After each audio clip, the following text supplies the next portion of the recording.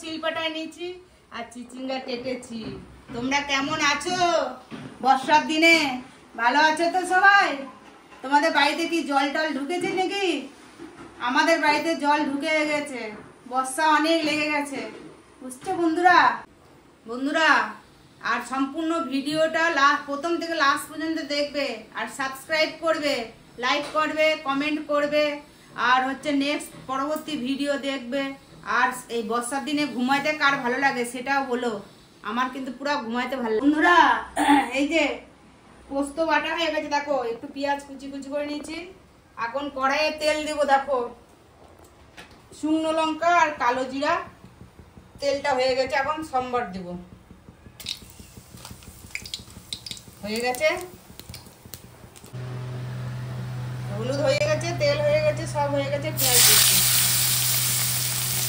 পেঁয়াজটা একটু হালকা ভেজে নেবো, তারপরে ধুন্দুলগুলো দেবো। একটা কাঁচা লঙ্কা দিয়ে দিলাম বন্ধুরা, ভেঙে ভেঙে দিচ্ছি।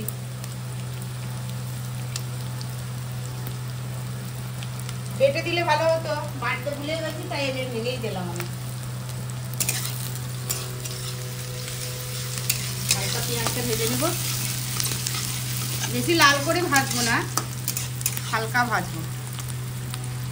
এই পোস্তটা খেতে খুব ভালো লাগে আমার, পোস্তটাই আমার ভালো লাগে। আমাদের বাড়ির লোক এত খেতে চায় না, বলবে যে তোমরা ঘটি তাই জন্য পোস্ত খাও, আমরা তো বাঙাল খাই না। ওই বাঙাল ঘটির মধ্যে একটু ঝামেলা লেগে যায় দিয়ে আবার। বাঙাল ঘটি বাটি যা বলে বলো, আমি পোস্ত খাবো বেশি করে করে। মাসে মনে হয় 200 গ্রাম 250 গ্রাম পোস্তই চলে আসছে বন্ধুরা। এই দেখো পেঁয়াজগুলো হালকা করে ভেজে নিয়েছি, বেশি পুড়িয়ে পুড়িয়ে ভাজবো না।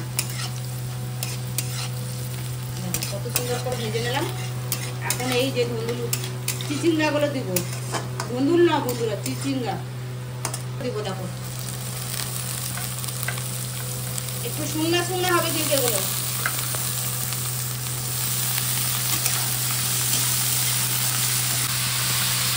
যাদের মানে সুগার আছে না, এগুলো ডাক্তারে খেতে বলে। চিচিঙ্গা, লাউ, ফাইবার জাতীয় জিনিসগুলো খেতে বলে, তাই জন্য আমরা বেশি করে করে খাই। এগুলো আলু কম দিয়ে দিয়ে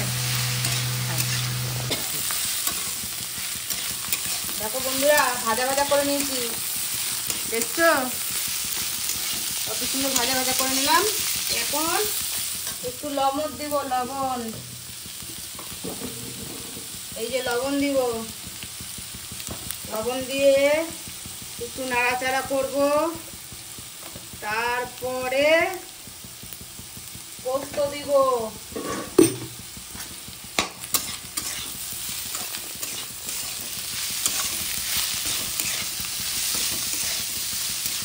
দেখছো কত সুন্দর হচ্ছে। এই দেখো পোস্ত দিচ্ছি, খুব চটজলদি রান্না হয়ে যাবে। পোস্তটা দিয়ে নামানোর আগে আর একটা জিনিস দিতে হবে। সম্পূর্ণ ভিডিও না দেখলে বুঝতেই পারবে না এটা কি হচ্ছে। বন্ধুরা দেখো পোস্তটা কত সুন্দর হয়েছে, দেখেছো?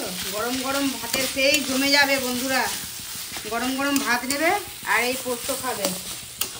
এই দেখো একটু কাঁচা সরষের তেল দিয়ে পোস্ততে টেস্ট আসবে, অল্প করে দিলাম, দিয়ে নেড়ে চেড়ে নামাই রেখে দেবো। আজকে তাহলে ভিডিওটা শেষ করলাম এখানে, বুঝছো বন্ধুরা? এখানেই আজকে ভিডিওটা শেষ করলাম। তোমরা লাইক কমেন্ট শেয়ার করো, সাবস্ক্রাইব করো, মাস্ট তোমাদের কাছে এটাই রিকোয়েস্ট। আর ভিডিওটা সম্পূর্ণ দেখো, আমাকে একটু আগায় নিয়ে যাও, সাপোর্ট করো।